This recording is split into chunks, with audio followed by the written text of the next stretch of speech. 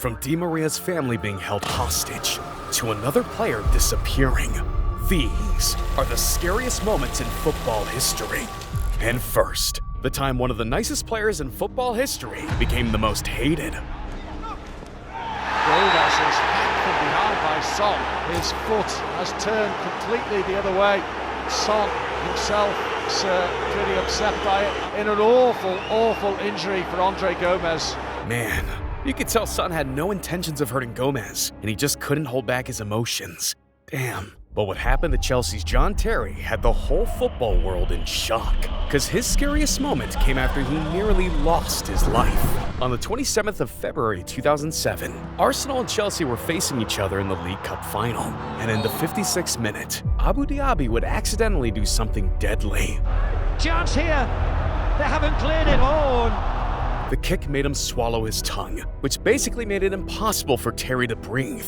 Fortunately though, medical assistance was quick to help him out, and he was given an okay to leave the hospital just a day later. At least there were people there to help Terry out. But what if I told you another player's scariest moment was him surrounded by men with knives? See, it all started when former Arsenal star Mesut Ozil and Kolasinac were eating lunch before their preseason tour. And with them, they not only had watches worth up to $200K, they were also driving a $160,000 G-Wagon. So when Ozil and his wife got into the car, Kolasinac was completely alone as an easy target. That's when two criminals jumped him. Give me your money right now. Come on, bitch. Come on now. I said now. Yeah, Kolasinac really put his own life at risk just to protect his friend and his wife. And honestly, that's something that would have him respected by everyone. Unlike this next one. Because what if I told you that one of the GOATs was close to losing his life? See, ever since Cristiano Ronaldo joined Manchester United back in 2008, he had a thing for fast cars. And after just 6 years in professional football, he had cars worth up to $3 million. But on the 8th of January 2009, Ronaldo woke up to multiple texts from coaches and teammates asking him about his whereabouts. Yeah, Ronaldo had overslept, so he quickly got dressed and started driving to the training center. All of a sudden, this happened. Cristiano lost control of his car, and the thing hit the wall so hard it was pretty much unrecognizable. It looks like a crash scene from an action movie and is reminiscent of the images in Paris where Princess Diana lost her life. But this car belongs to perhaps the best-known footballer in the world, Manchester United's Cristiano Ronaldo. This after he crashed into a metal barrier in a tunnel near Manchester Airport at around 10 o'clock this morning. And the fact that Ronaldo got away without a single scratch is a damn miracle. But to be honest, Ronaldo was lucky he controlled his own destiny, because another football player had zero control over what happened. See, when Tom Lockyer retired at the prime of his career, it left a lot of football fans confused. I mean, the dude was only 29 and playing in the Premier League. But on the 5th of June 2023, during a playoff championship final, things would take a wild turn. See, Tom was starting in the midfield just like usual, but in the earlier minutes of the game, Tom's heart would slowly start to beat out of rhythm, and in the 8th minute, his body couldn't take it anymore. Yeah, Tom was seconds away from dying, but fortunately the medics made it just in time to save his life. First and foremost, how are you? No, I'm doing well. Yeah, no, thanks for asking. It's been a mad week or so, but yeah, I've had the all clear yesterday, and I'm all good moving forward. So with Tom getting the all clear, he was ready to get back on the field and give Luton fans his all. But that would turn out to be his biggest mistake, because on the 15th of December 2023, in a Premier League game versus Bournemouth, things would get even worse. We're not showing the agonising moment. Luton's captain collapsed after 59 minutes. Luton and Bournemouth players called for help. Medics rushed on to treat the 29-year-old. As fans from both teams watched on in anguish at Bournemouth's Vitality Stadium. And it's one of those situations where we all just hope for the best. They chanted the Welsh defender's name and applauded as he was carried off. Yeah, this was not your average heart attack. Tom Lockyer was dead for 2 minutes and 40 seconds before being brought back. So doctors had no other options but to install a device that would always monitor Tom's heart rate in case something like this would ever happen again. So my defib sits in there, as you can see it's, and then there's a wire that runs across here and then up to the heart in case it ever needs to go off. Yeah, so that's constantly monitoring my heart rate, and if it goes outside certain parameters, it's designed to give me a shock. I mean, you gotta respect Tom for giving football a second chance, even after almost losing his life the first time. Man, Tom Lockyer is really a champion in every football fan's heart. But another player refused to retire. See, Petr Cech's life was about to change completely. Yeah, so I don't really remember. Cech was playing his second season with the Blues, and coming off an historic season, he wanted to continue his crazy form. I mean, it's never been a secret that Cech's one of the greatest goalkeepers in football history. But what if I told you he could have been even better? See, on the 14th of October 2006, Petr Cech would almost lose his life. Petr Cech having to come out quickly. I think he took a little bit of a knock there from Steve Hunt, who's probably a little eager to make his point in his first Premiership start. After the incident, Cech was forced to stay in the hospital for multiple days. The honest thing is that I kept losing memory. So basically, I woke up, everybody explained to me what happened. In 15 minutes, I couldn't keep up anymore, so I fell asleep again, woke up, couldn't remember anything. And that's the part I remember, this is the first time, just before my memory came back, I remember being like, it's even an absurd, if it's something you've never lived and you never experienced, you would never really feel that. But, imagine you are on the bed in the hospital, and the doctor keeps coming and asks you your name, people around, the day, the month, the year, which country you are. And it's something is the easiest question all your life you knew the answer. And suddenly he asks you and you go, like the simplest question. And you couldn't answer. I couldn't answer. I didn't know. I just couldn't recall anything. Now, coming back from a head injury that was close to ending your life really took a toll on Cech. So Chelsea, the Premier League, and doctors had to come up with some sort of protection for him to be able to play football. In the end, though, he kept playing for another 13 years, winning multiple Premier League and Champions League titles. But not every scary moment involves players. Like the time fans almost died in the stands. Right after Lille scored a goal against Omnia in the League One game back in 2017, the supporters went crazy with their celebration. But since there was only a small safety barrier holding them, it eventually collapsed. Now, some fans were lucky enough not to get any injuries, but out of the 29 fans that were hurt, 5 of them were seriously hurt. Thankfully, everyone survived. But this next scary moment had a player's family held hostage. See, it all started when criminals in Paris started tracking every move Di Maria would make. And considering the cars he would drive, he would be easily recognizable on the street. After following him home after practice, the criminals learned his address and how many people were in the house. Now, all that was left was waiting for PSG to play a game where Di Maria would be featured. And on the 14th of March 2021, the masked criminals would pull up to Di Maria's driveway and start pointing guns at his wife and kids and demand everything.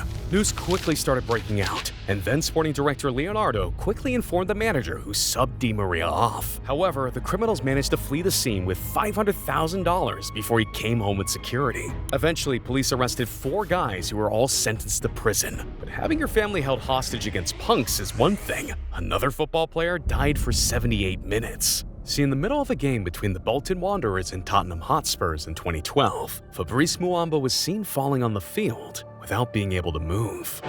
Looks to be in some distress as well, Fabrice Muamba. Physio keen to turn him on his side. Medics spent 6 minutes trying to resuscitate him on the field, but with no luck. That's when one fan in the stand knew he had to step in to save Muamba's life. As soon as I saw them start CPR, something sort of twitched in me.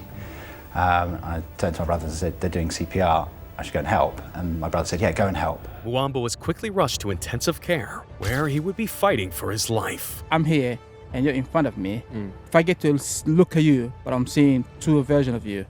Oh. So there's you there, there's another you there. Yeah. So if I get to look at you, there's you there, there's another you there. So I couldn't, got a little bit dizzy. But once at intensive care, doctors still weren't able to bring him back. But after 78 minutes and 15 heart shocks, Fabrice's heart would finally start giving positive signs. 75 minutes, then I responded. But because I was out for so long, I woke up and I could not recognize any of them. I could have been severely brain damaged. Yeah.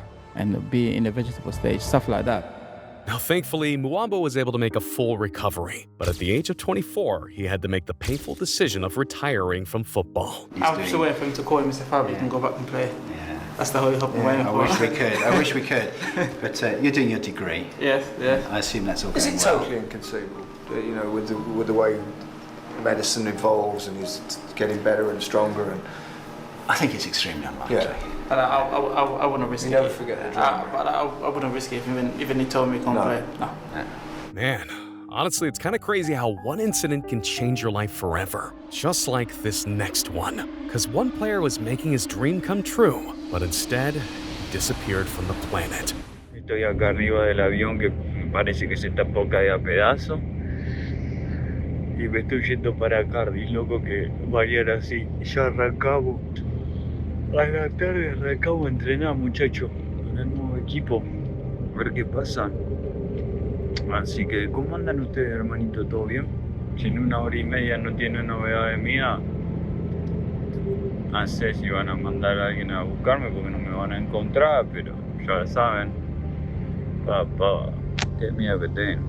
That was the last time Emiliano Sala's friends and family would ever hear from him again.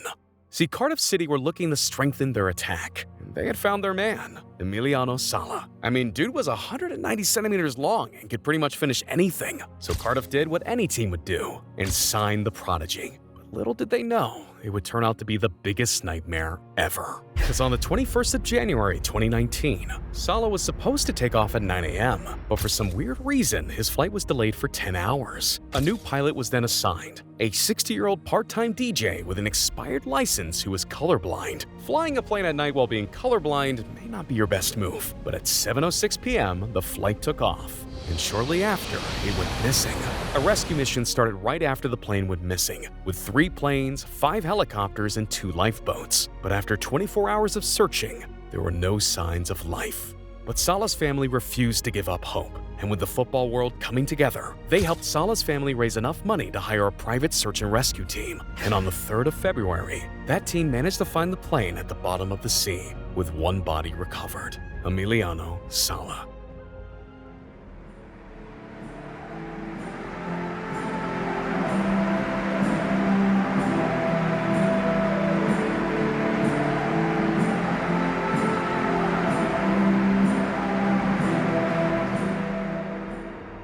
Honestly, just talking about this moment makes me super emotional.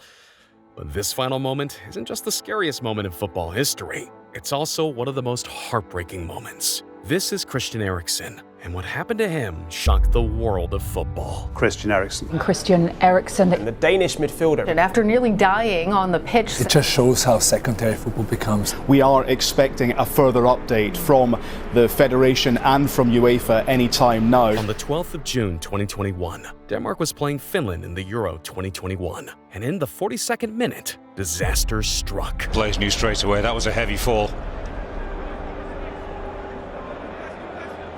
Yeah, Eriksen collapsed, and thousands of people around the stadium had no idea what to do. But Denmark's captain knew exactly what needed to be done. He rushed to Eriksen to put him in the correct position, and cleared his airways and prevented Eriksen from swallowing his own tongue. Yeah, Simon Kjær was a hero, but the job was not finished. Eriksen needed emergency CPR treatment on the field for 13 minutes. Yeah, what should I say? He was gone, and we did cardiac resuscitation.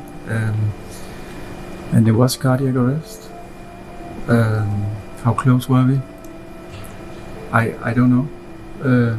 We got him back after 1 defib. So that's quite fast.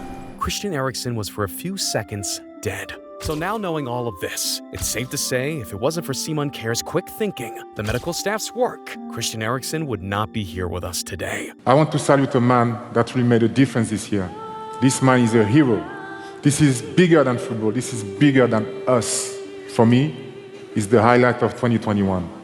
Simon Kjær saved the life of his partner, Christian Eriksen, on the 12th of June this year.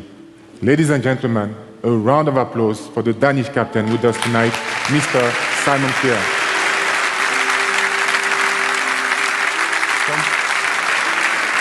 Now, the craziest part in all of this, just 45 minutes after the incident, news started reporting that Christian Eriksen was doing better. That's when UEFA showed they don't care about anything but business. Yeah, just a few hours after seeing their teammate almost dying, UEFA forced Danish players to finish their Euro game against Finland. But at least this moment didn't end with another player being forced into retirement, because Christian Eriksen, against all odds, managed to make a comeback to professional football, playing with a pacemaker. I recognized what happened to me like later on in that night and the next few days of what was really going on.